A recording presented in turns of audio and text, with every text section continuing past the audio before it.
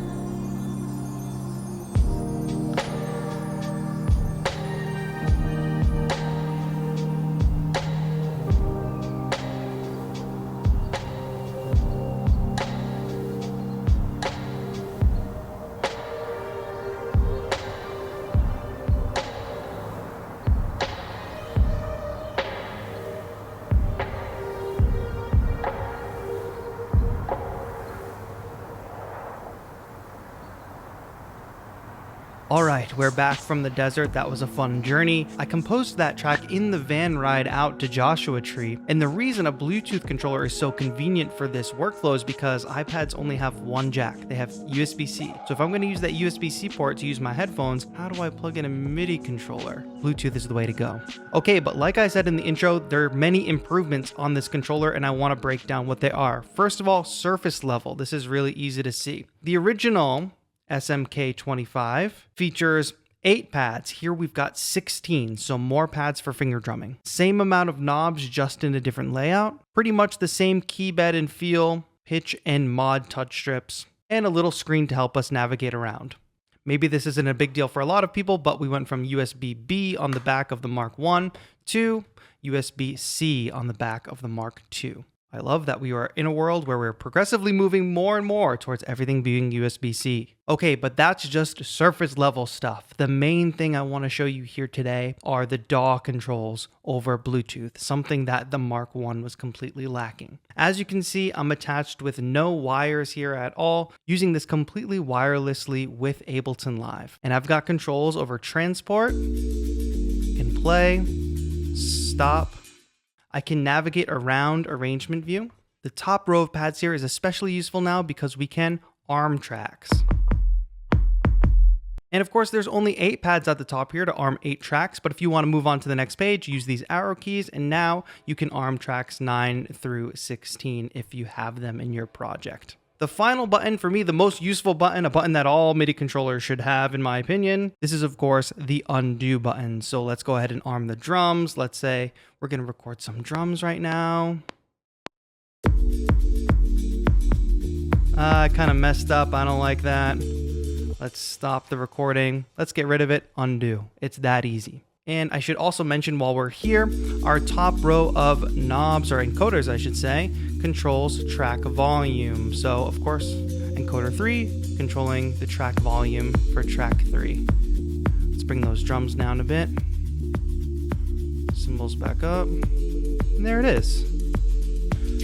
So, why is this so amazing? Why is this so revolutionary? Well, first of all, the original version of this MIDI controller did allow Bluetooth control and did have some similar DAW functionality. You can see we've got some transport control there. However, when you were connected via Bluetooth, you could not use that because it requires 2 different ports. One port to send note information, another port to send all that control information. Not only that, but leading controllers like the AKAI MPK Mini don't have Bluetooth capability and have little to no DAW control. So how have they done this? How have MVAVE managed to pull this off?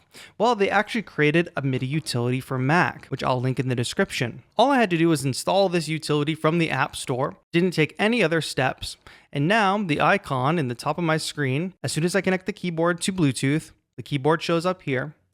Then when I go into my live MIDI preferences, I have the ability to add both ports, just the regular Bluetooth port and the Bluetooth control port. Using the Mackie control scheme, that's what gives us the ability to control the DAW like this, and a second input and output for our basic note information. And remarkably, even though I'm using Ableton Live, you may be using FL Studio, Cubase, Logic Pro X, Bitwig, Studio One. These controls will work for those DAWs as well. In addition to a control scheme for Reason, GarageBand, and we've got setup guides for each of those individually. So I think it was fantastic for MVAVE to put this together for each individual DAW, because that is probably the top question anytime I do some type of MIDI keyboard review, is like, how do I set it up with my DAW? For me, it was very easy. I installed the MIDI utility, connected via Bluetooth, selected the Ableton Live preset, and suddenly we're able to control the DAW.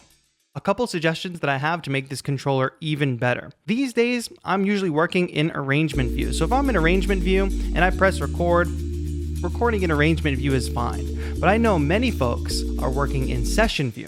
If I go into session view, some of the best controllers will toggle between their record functionality. If you're in session view, the record button will trigger session record. Instead here, it's still going to trigger arrangement record.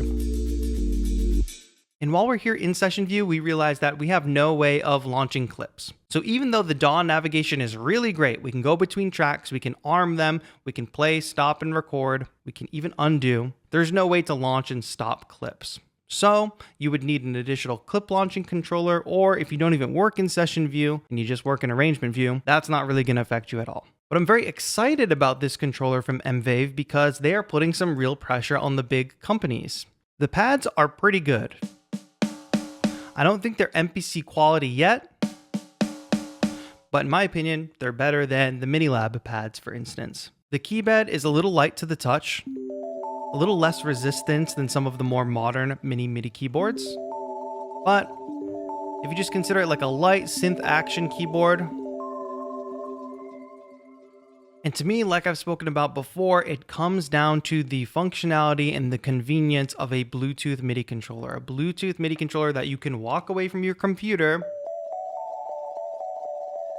or be any distance from your machine and still play, or not have to worry about routing wires and ports, etc. And like I mentioned with my iPad example, while I'm jamming on the iPad, I don't have to worry about connecting this thing via USB. I can save that for my audio output. Another very welcome upgrade they've made here is changing the functionality of the scale in chord mode. Now that I'm in chord mode, you can hear that I'm playing full chords with one touch of a key. Now, previously, we were only able to play like one type of chord, like major chords, for instance. That doesn't make sense when you're playing in a scale. For instance, we're set to the key of C, which means I would like to be playing a minor key when I get to A. And I'm happy to say that now we're able to set the key of the instrument, and both the scale and the chord mode, they talk to each other. So not only can we play notes that are all in key, but now we'll be able to play chords that are all in key. On that note, let's go ahead and change to seventh chords.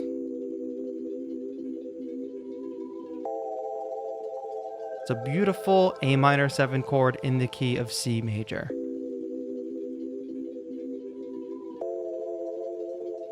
And of course, we can set ourselves to ninth chords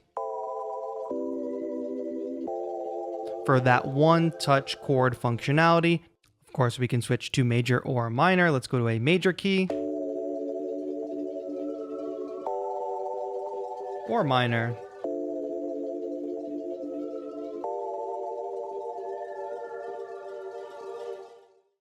So a really intuitive, easy to use chord and scale mode on this thing as well. Another more than welcome upgrade. And now with the upgrade from the Mark I and with this latest iteration, having this great DAW control, I think I can safely say that it is a great competitor to the MPK. you're still going to be weighing pros and cons. Are you big on finger drumming? Do you really want these MPC quality pads? That's something that AKAI is always going to have. They're the makers of the MPC. Do you want keys with a little more resistance, or do you not mind a light touch synth action keyboard? Do you prefer touch strips, or do you prefer a joystick? Please let me know in the comments if you're one of those people. Otherwise, it's two controllers with pads, keys, and endless encoders. Both have built-in arpeggiators. And now the MVAVE controller has extensive DAW functionality as well as Bluetooth connectivity. So what do you think about this upgrade? I know many people were excited about the original MVAVE SMK Mark I, which is why I was more than happy to do another video with them. And I'm more than happy to do a video with MVAVE because it seems like they're listening more than some of the other major companies to what we actually need in a mini MIDI keyboard in terms of control and features. Reminder that this video was sponsored by MVAVE, so you can think whatever you want about that. And if you don't trust my opinion based on that sponsorship, go ahead and unsubscribe. I only want to have people viewing these videos that actually find what I have to say trustworthy and actually take value in my expertise. I don't take sponsorships for things that I don't believe in, whether or not I'm going to use them in my setup or I think they'll be useful in a viewer's setup, because I get a lot of viewer feedback. So I feel like I know what you all like and what you all need. And for me, as a controllerist, a musician, a producer, I know what I like. So if those things align, that's what determines whether or not I take a sponsorship.